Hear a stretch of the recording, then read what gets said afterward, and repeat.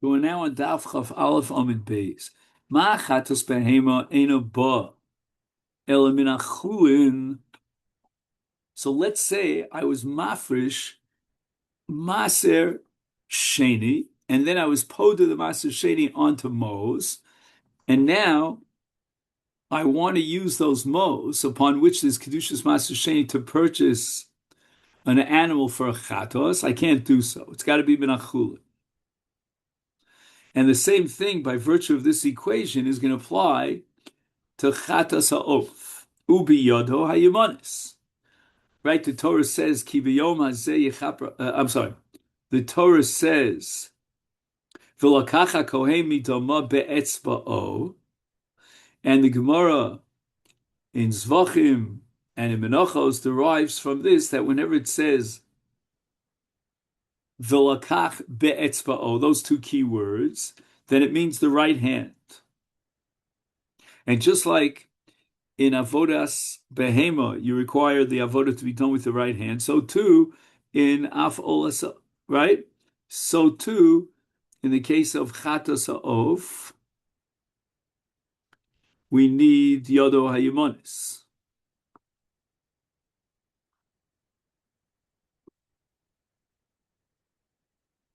Even though the requirement of yumonis is written in the Torah in the context of an animal chatas.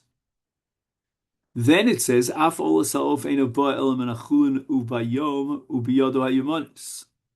Now, the reason why we require yom is because it says, Ki b'yom hazeh yichapra alecha.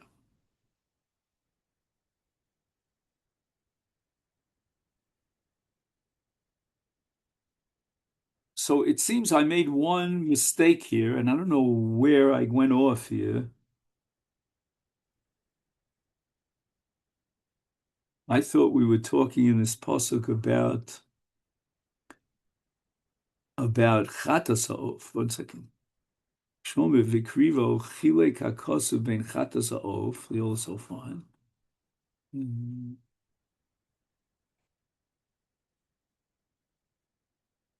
Just 1 second. Desanya. Let me just go back for a moment to Amud Aleph. On the bottom it says Desanya. V'es hasheni yasa ola kamishpat. Right, which we read the pasuk inside. V'es hasheni yasa ola. I missed that word ola. Sorry. Ola kamishpat. And it means kimishpat chatas behem. So we're talking about now ola ha'of. I'm pretty sure, though, that I wasn't so wrong, because I think all these halachas apply to a chatasof as well. Number one, you can't use mos ma'aser sheni to purchase the bird. Number two, it's got to be done by yom. Number three, it's got to be done with the right hand. And that's true with regard to olas ha'of as well, that it's only menachulin, it's only by yom, and it's only biyodo ayumonis. So again, I'm gonna sort of stick my head out a little bit and say the same thing applies to Chatasof, but I don't see it here right now. Anyway, now we go on. The Brisa says that although, as a general rule, we have an analogy between Olas Ha'of and Chatas Behema, but yet there are exceptions to the rule. Imal and Barov Shnayim. Certainly, according to everyone, in the case of a chatas behema, all you have to do is cut through rov shnayim. Right? You definitely have to do both the kan and the veshet, but only rov. Afkan. I might think that here too, in the case of olas ha'of berov shnayim, which is indeed the shita of Rabbi Lazar, but we're now going according to the Rabbanan, and the Rabbanan require Havdalah, which means complete severance of the two pipes. Talmud umolak vehiktir. Now, umolak vehiktir teaches me that after the malika, when you have to burn the bird on the mizbeach, you have to burn the head separately and the body separately. So therefore, they're completely severed. And that's the equation of Ma'ak Torah Harosh B'Yatzmo Guf Li'atzmo Af Malika Harosh B'Yatzmo Guf Li'atzmo. And again, this is the Shitas Chachamim that in the Malika of an Ol Of you have to do a complete severance of the two simon. And we're going to derive from the halacha of Haktorah that just like in Haktorah you have to be mak to the rosh and the body of the bird separately in two separate burnings, so too when you do the malika, you have to do the malika in a way that it separates the head from the body. Now we didn't even get to Rabbi Elazar yet, but that's going to come down the line. Right now we have another Tana here. Rabbi Yishmael Omer, Kamishpat, Kimishpat Achatas Ha'of. So it's very interesting because we pointed out that for vehikrivo, with the vav at the end, is a mute to differentiate between chatas of and also of. So right now we don't know what Rabbi Shmuel is going to do with that vehikrivo. But what we do know is that kamishpat, which is written in the parsha of Olas Ha'ov, is coming to equate the Olas Ha'ov with the Chatas Ha'ov.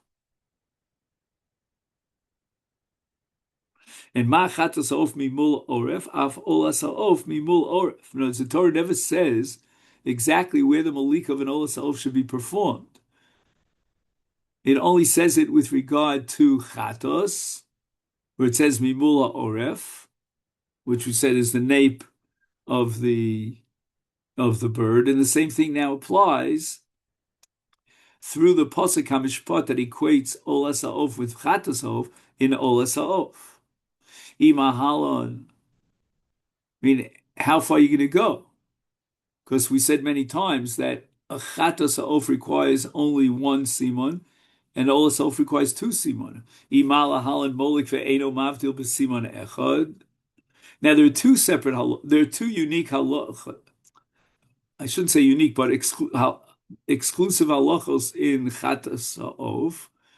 One is that you only have to cut one simon, and number two, that he doesn't have to cut the entire simon. And therefore, shall I say that Kemishpat is teaching me that Afkan here too in Olas Ha'ov, Molek v'eno mavdil, and it's going to be b'simon echad. And both of these are not true. Tamid Loma Vikri Vo, and here's where the Vav, it is coming to break the equation between Olas Ha'ov and Chatas Ha'ov, and therefore in Olas Ha'ov we require that you cut the second pipe and that you separate it by cutting it completely. And that's called Havdalah.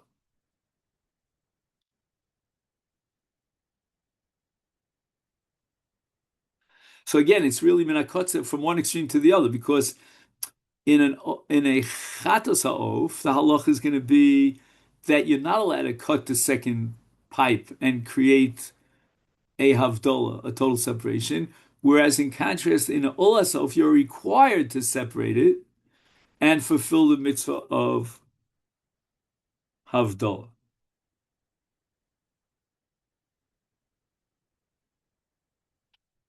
So I'll just read to you a summary of this sugya here in the footnote. According to Rabbi Yishmael, the Torah draws an analogy between the Chatas Ha'ov and the Olas Ha'ov, and that's derived from the Pasuk HaMishpat. But on the other hand, we have Akrivo, which is a mute to separate between Olas Ha'ov and Chatas Ha'ov.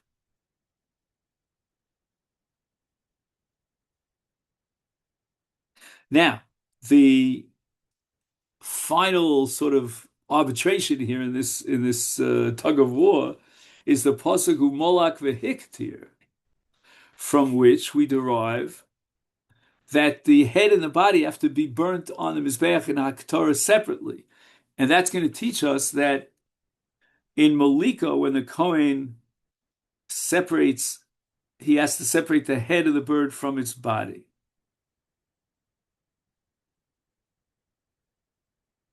And again, that's only in Olas Ha'ov, but not in Chatas Ha'ov. And therefore, Yishmael holds that the Torah, by setting up a contrast between the Chatas Ha'ov and Olas Ha'ov, it's talking about Havdalah. So whereas in Chatasof, there's no tolerance, zero tolerance for Havdalah. In Olasof, the Torah requires Havdalah. You wonder, if you have a curious mind, what's the meaning of all this, on a meta halachic level? It's so technical, like, I mean, that's all of Kodshim.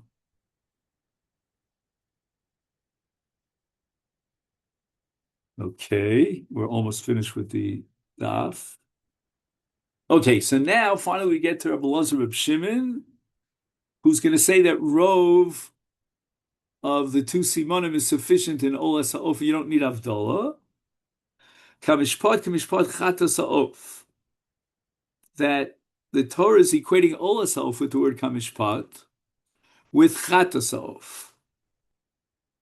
And eventually, again, we didn't get to it yet, that equation is going to give you Rov Shnayim.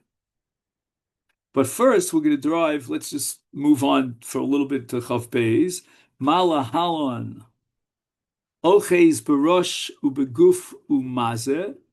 So now we're talking about the mitzvah of Hazah.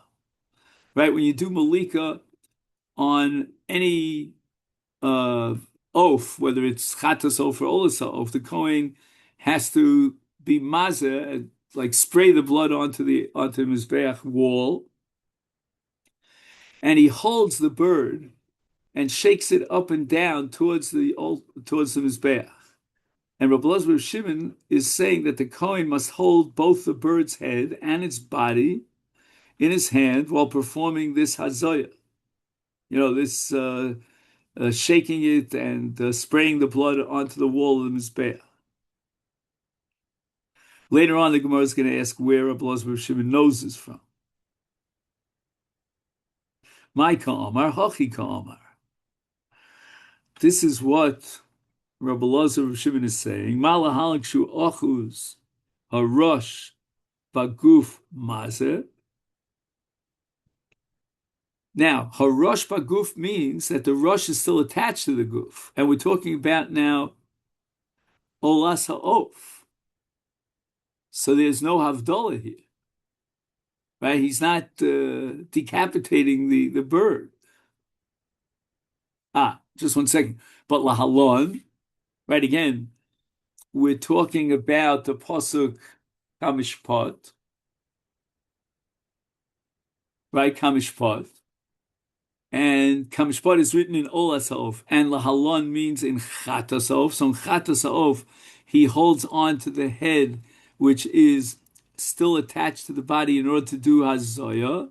Is Afkakshu Ochuz Barosh Harosh Baguf Mazeh, right? So he sprays the blood in the case of Olas Ha'of, while the head is still attached to the body. Imala Halan Simon Echad. Shall we go one step further and say Kamishpat will tell me that in Olas Ha'of all you need is to do Malik on one Simon, like the case of Chatas Ha'of. Afkama Simon Echad. Talmud Lomar Vikrivo. Right, to the Vav at the end of Vikrivo is a miut to differentiate between Chatas Ha'of and Olas Ha'of, requiring in the case of Olas Ha'of 2 Simon.